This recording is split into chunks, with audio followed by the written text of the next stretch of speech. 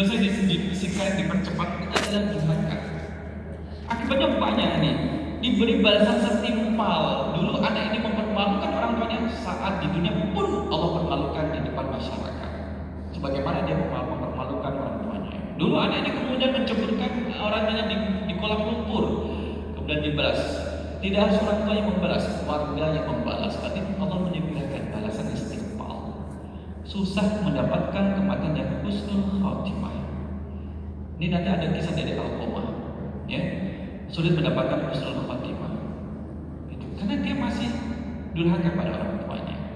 Dan biasanya orang tua, anak yang durhaka terhadap orang tuanya itu buruk sosialnya. Buruk sosialnya, kehidupan sosial itu yang buruk, gak baik di masyarakat. Masyarakat bisa menilai gak baik itu. Kenapa? Sama orang tuanya dia berani. Nah, ya kan? Sampai demikian itu. Nah, ini kisah Alqamah Bapak Ibu, sahabat Rasul sallallahu alaihi wasallam. Dia adalah orang yang baik, rajin ibadah, sedekah. Saat wafatnya, menjelang wafatnya, tidak bisa mengucapkan syahadat, nggak bisa. Sampai Bilal bin Rabah itu kemudian menuntunnya, asyhadu an la ilaha illallah wa asyhadu anna Muhammadar Rasul. Tidak bisa. La ilaha illallah, tidak bisa. Padahal ketika semasa hidupnya itu bisa dilafalkan, saat sakratul maut tidak bisa. Disampaikan kepada Nabi ini gimana Alqamah? Dia kita kenal dengan orang yang rajin ibadah, kenapa kemudian tidak bisa mengucapkan kalimat tauhid la ilaha illallah? Maka Nabi bilang, ibunya masih ada, masih. Karena Nabi tahu bahwa Alqamah ini adalah durhaka, pernah membantah orang tuanya atau melakukan perbuatan yang menjadikan orang tua jadi marah. Apa itu? Lebih mencintai istrinya daripada ibunya. Ini untuk suami, dia untuk suami. Jadi ibunya merasa sakit hati karena dikit-dikit istrinya, ibunya sehingga tertinggal. Maka Rasul bilang kepada ibunya untuk memaafkan. Ibunya nggak mau memaafkan, nggak mau. Saat sakit hati, dia lebih suka pada istrinya, biar istrinya ada yang menemani dia. Ya sudah, Rasul, ibunya mau memaafkan. Ya sudah, sampaikan pada ibunya, jika ibunya tidak memaafkan Alqamah, kita bakar Alqamah, biar menyudahi rasa sakitnya. Oke, disampaikan pada ibunya, nggak tega lihat anaknya mau dibakar sama Nabi. Kemudian dimaafkan, sama maafkan Alqamah, sampai itu bisa la ilaha illallah wafat. Itu hebatnya orang tua kayak gitu. Saking istimewanya orang tua itu Bapak Ibu. Jadi Bapak Ibu yang di sini pakai peci, ibu yang pakai jilbab, jadi kan adalah orang istimewa di hadapan Allah. Karena jadikan orang istimewa, kita orang istimewa di hadapan Allah, maka kita buat anak kita juga anak yang istimewa. Karena dia berbuat baik terhadap kita, ya kan? Ini kisah Alqamah dan ada kisah-kisah yang lain. Sama seperti masa Khalifah Umar juga. Ada kemudian orang tua yang meminta kepada anak laki-lakinya untuk menceraikan istrinya karena ada perilaku yang tidak baik. Kalau zaman dulu masa Nabi Ibrahim ada nama istilah ganti talang rumahmu, ganti talang rumahmu atau ganti istrimu, karena ada perbuatan sang istri yang tidak baik terhadap orang tuanya. Oleh karena itu kan dalam pernikahan harus mendapatkan restu dari 4 orang, 2 orang tua kandung, 2 orang besan kalau masih ada semuanya. Ini 4 harus memberikan restu. Karena kita sampaikan kalau ada 1 dari 4 orang tua ini kemudian tidak memberikan restu, dipending dulu. Kalau bisa dipending dulu. Dia tidak memberikan restu. Satu memberikan restu. Ya kalau misalkan tidak beri restu, ada keberatan dan sebagainya, bismillah, letakkan itu dulu dan mungkin ada yang terbaik yang Allah siapkan. Utamakan dulu birrul walidain kepada orang tua. Bu, kenapa saya tidak boleh nikah dengan dia? Dia terlalu cantik. Nanti saya akan sama ibu di rumah. Lah, masalahnya kok kayak gitu. Maka di sini kemudian orang tanya ceraikan istrimu. Ya karena ada perilaku itu. Oleh karena itulah dalam berkeluarga menikah tidak hanya kemudian akad itu qabil itu nikahan tidak, tapi menggapai ridha orang tua. Karena itu adalah bagian daripada ibadah. Nih, anak durhaka viral di Batam, ajak ayah duel akibat tidak diberikan motor. Ayah diajak berantem apa? Diajak berantem. Ini ayahnya, ini anaknya. Dari ukuran tinggi itu udah tinggi, anak lebih tinggi. Kasihan dijorok-jorokin kayak gini. Gitu. Ini ada perilaku sih. Ini ada semacam yang perilaku. Sampai demikian ya. Ada lagi, ada. Misalkan kalau kita lihat, detik-detik air mata ibu berbalas murka masak. Anak usir orang tua, warga tidak tinggal diam. Warga usir dia juga. Maka tadi saya sampaikan, kalau orang tua tidak mampu membalas, Allah akan kirim orang-orang yang akan kemudian hidup senang, bahagia. Ini nggak ada. Ini tidak ada. Allah tidak akan pernah salah. Nah ini.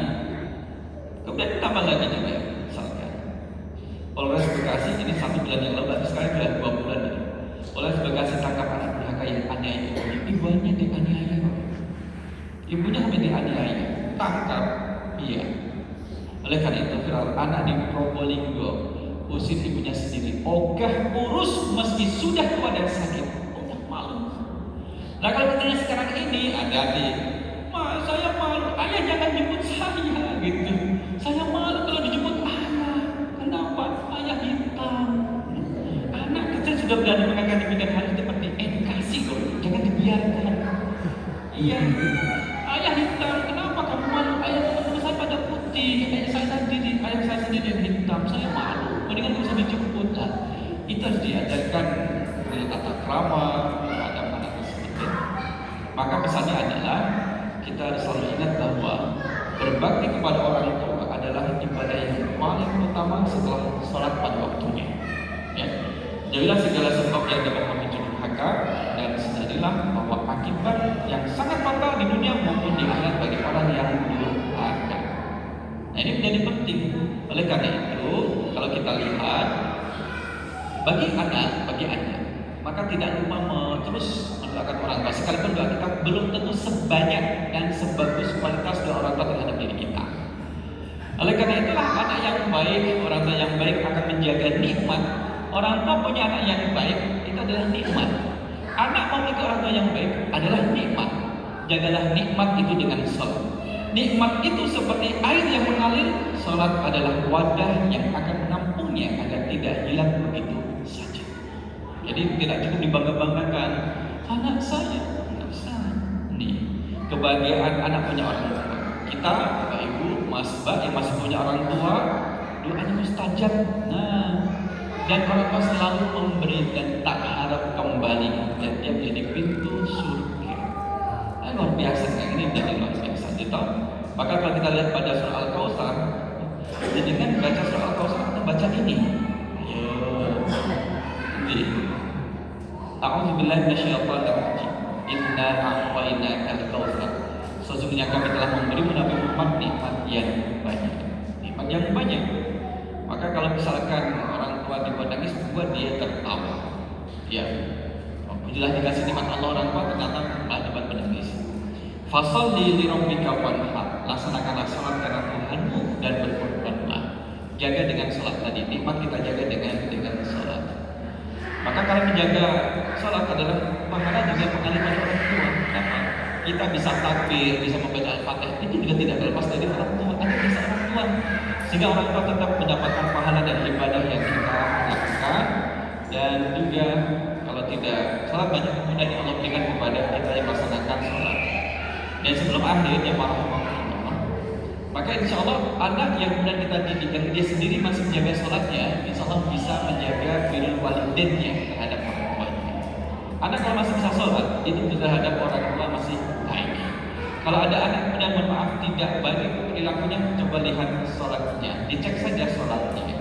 Ya meskipun kalau sholat namanya juga anak-anak, ada yang kemudian dengan khusyuk, ada yang kemudian membayarkan makanan, nanti makan apa, ada membayarkan disuruh dompet saya ada berapa, ada yang tidur dan sebagainya. Tapi dia tetap masih sholat. Ini tugas penting kita terhadap sang anak-anak, bagikan orang tua dengan sholat. Sehingga tadi menjauhkan kita dari kedurhakaan dan menjadi anak sholat itu hebat. Allahu a'lam bishawab. Nasrun minallah wa fathun qarib wa basyiril mu'minin. Assalamualaikum warahmatullahi wabarakatuh. Waalaikumsalam warahmatullahi wabarakatuh. Masih pada Ustaz Hafiz Subianto yang telah menyampaikan materi pada sore hari ini. Masih ada tutup Ustaz? Dicukupkan Ustaz?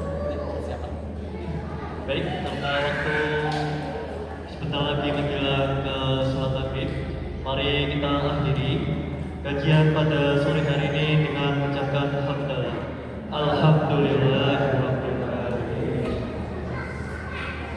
Baik, kami ucapkan terima kasih, jazakumullah khairan katsiran. Kurang lebihnya mohon kami akhiri. Wassalamualaikum warahmatullahi wabarakatuh.